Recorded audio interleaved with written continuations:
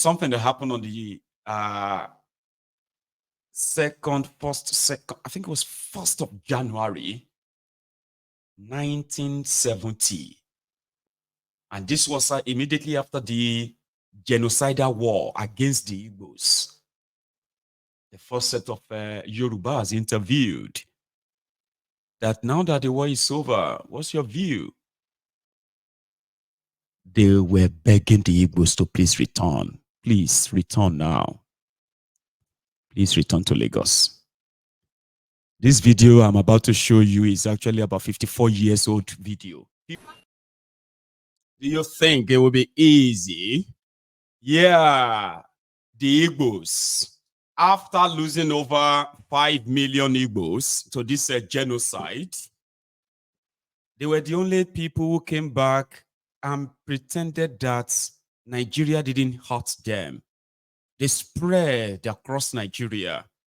Man, they opened up most part of Nigeria where they set up their own businesses, raised families, build homes, hundreds, if not thousands of kilometers away from Biafra. After that genocide, they tried to be Nigerians.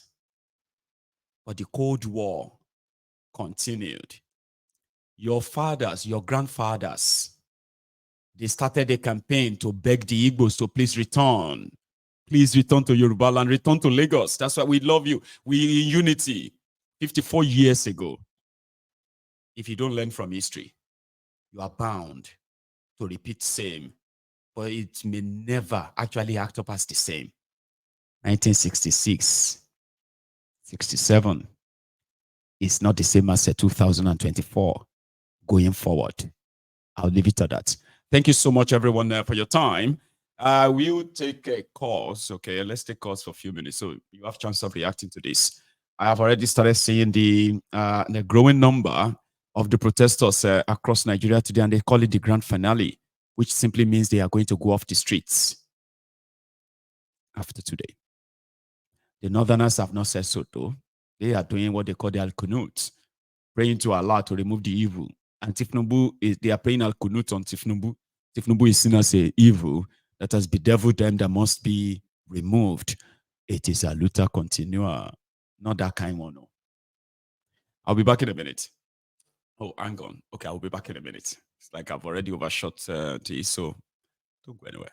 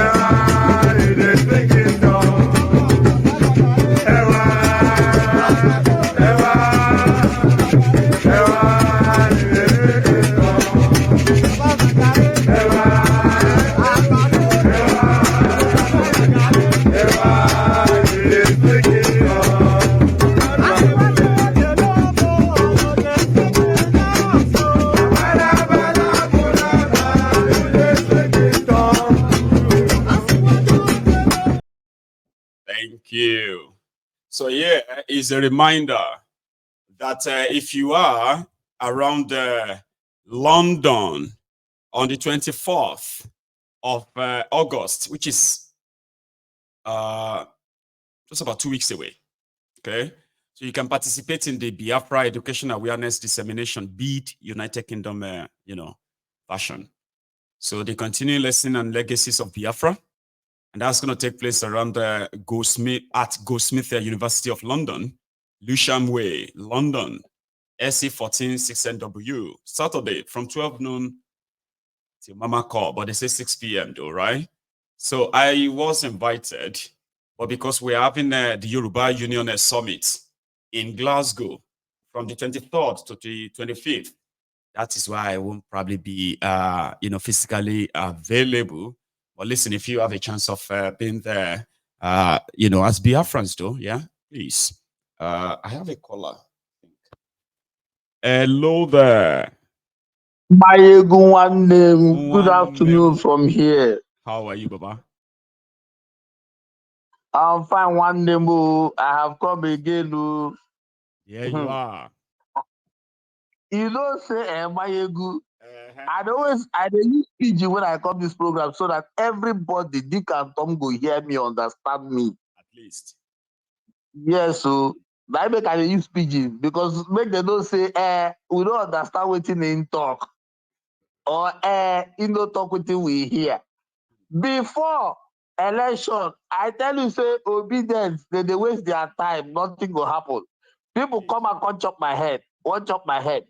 This one now to which day, nobody 10 days when I tell you before this, they are so-called protests. I tell you, say, na Nigeria. Say nothing will happen. Say, Ababumu don't right. Tinubu don't lick up like pure mango.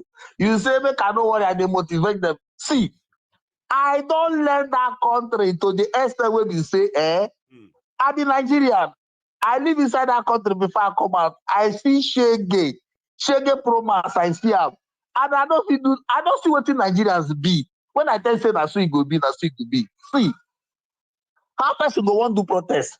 He go first give you date, give you time. You know they happen, you know they work. If you don't give me time, give me date. I go prepare. Well, they don't start to say, prepare for us, see what you want to do. Now that thing make Tinubu no talk to them when they do all the whole thing they do, no attend to them, no address them because already they don't tell them highest na 10 days he go end. And it don't end. You know yield nothing and you know go yield nothing. Until Nigerians learn how to take these government people, these politicians by surprise. When you learn how to take them by surprise, they go do on their toes. Because surprise, you see surprise, nothing fear brave man like surprise. Now surprise kill Goliath too. Yeah. Now surprise. Not to say, David took him by surprise. He never expected David to use that sling of stone to take him down. He was expecting David to come with sword, come and start jumping around with him. You must take them by surprise. You must revolute. You must not listen to anybody when you start. Also, I say, hey, who this? They are wasting their time. Nothing will happen. And they still talk again. I am naval captain, retired naval captain Ogunofo. I was a naval captain. I'm in the system. I know how Nigerian people behave. They are all cowards. They won't do nothing. Like the level. So right now, when people say maybe we are, I'm not agreeing to that although, right? But when people say that maybe the hunger or the poverty is exaggerated, like is this not supposed to be the proof? Like if people are really, really going through it as it is, right? Are they comfortable or they are just scared? Because I don't understand. That is what I'm telling you now. They say a hungry man is an angry man, but in this case in Nigeria, a hungry man is a scary man. Really? Is a caring man rather than being a scary man. Scary, not caring. Scary man. Right? Yes, he's scared to die. Wow. Kenyans are not scared to die. That's why they came out. They don't care what will happen. That's why they came out and they did. They are doing now to compare Nigeria with Kenya right now when it comes to Kenyans standing up. Baba, Ruto sacked his cabinet. Ruto was begging everyone every day. And even till tomorrow, they are still on the streets in massive number. Of course, because they know what they want. Nigerians don't know what they want. This is just to tell you that these Nigerians we are talking about. I am a Nigerian. See, listen. When you really want to, when you know what you want, you stand up and go after what you want the way fit and best to you. Nigerians don't know what they want. They don't know.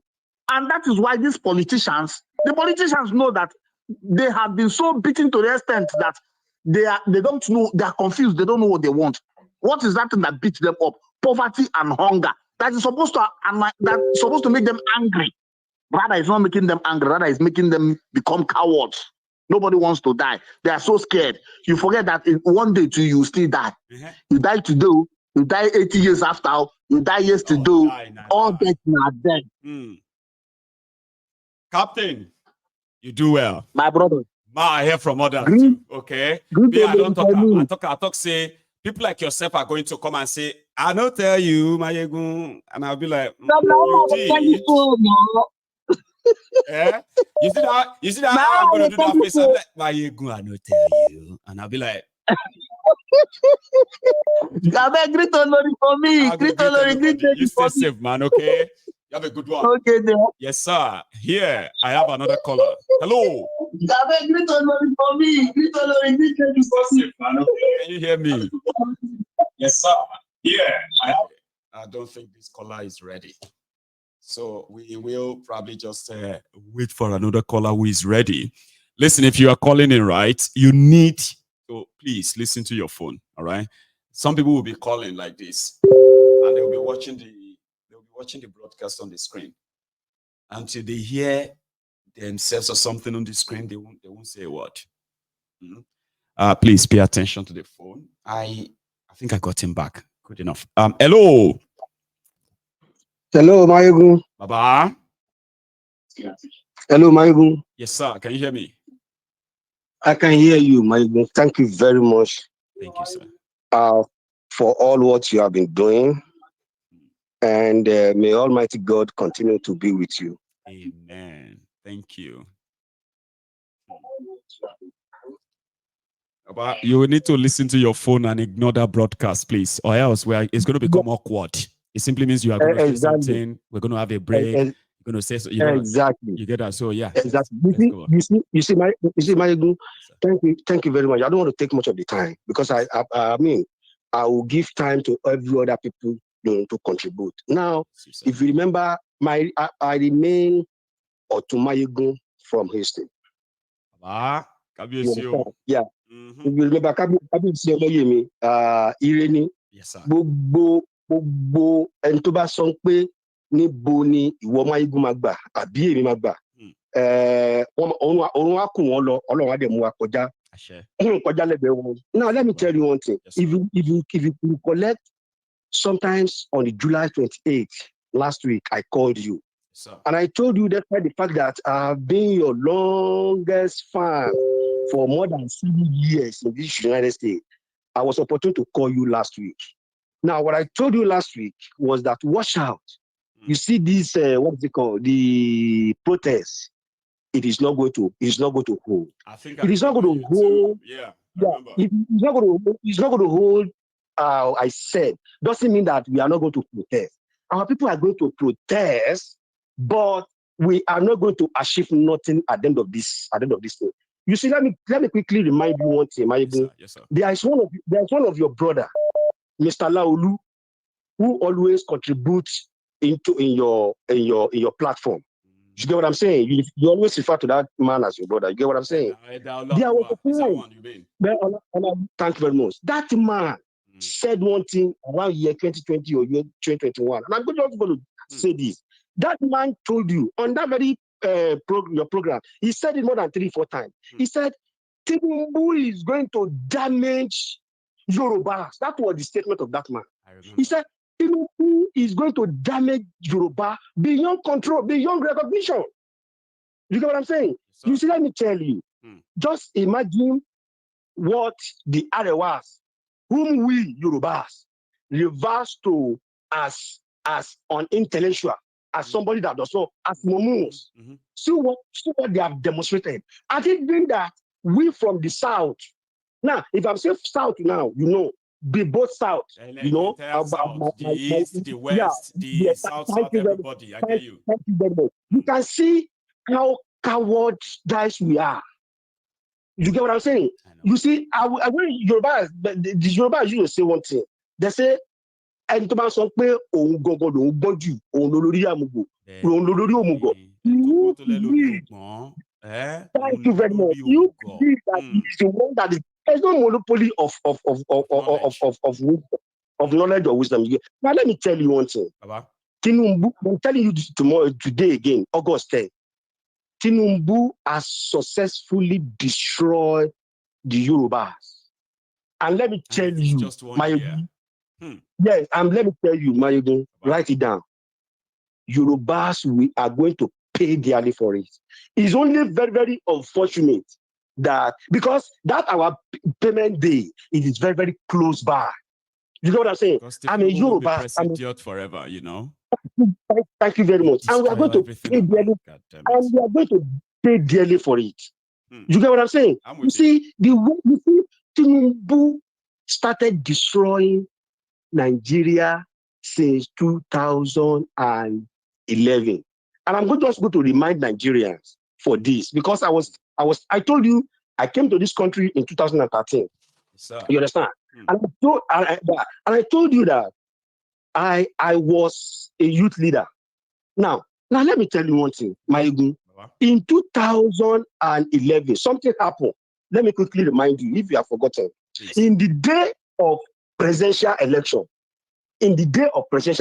something happened. Then when Jonathan was contesting, it was in the day of that election. In fact, we've almost started casting presidential election before an announcement came that the presidential election should be suspended. I remember. Thank you very much, sir. It was suspended either 2 weeks or a week or 2 weeks after. Now, what happened in that process? What happened was that Jonathan was negotiating how to have a block vote in the Southwest. I remember. You know what I'm saying? Now, either true or lie, Tinubu was giving a huge compensation, which some people are saying monetarily or oil well, based on their negotiation table and agreement. But besides every story, there's element of truth. No, this is actually true. I know this story very well, but I'll rejig your own and everyone's memory as well. Jonathan had to send for Tifnumbu first to negotiate that the North were angry. Yaradua died, and they are likely not going to support him, right? Then he made a deal with Tifnumbu, and that deal was $2 billion. So it's not secret, okay? And that was the first time. That, you know that even when Tifnumbu was governor and he was at loggerhead with Obasanjo at the time, he wasn't a friend of the Aso Rock. It was the first time that Tifnumbu would see beyond, that he would see beyond the four walls of the executive room. He actually went into the Aso Rock proper, where Jonathan begged him to save him. God bless you. And that was also the first time Tifnumbu believed that he could actually become president. He came out and told everyone that guy, Jonathan, man, that guy know what anything to be president. That he was shaking. He was like that before him, begging him. And that was when Tifnumbu believed that his pathway to presidency is no longer far. I remember that one very well. Let me tell you one thing, Mayogun. Yes, sir. Initially, you see, when people are talking, people with critical thinking, are you getting me? Some people doesn't believe in karma. And I'm just going to say to Nigerians today,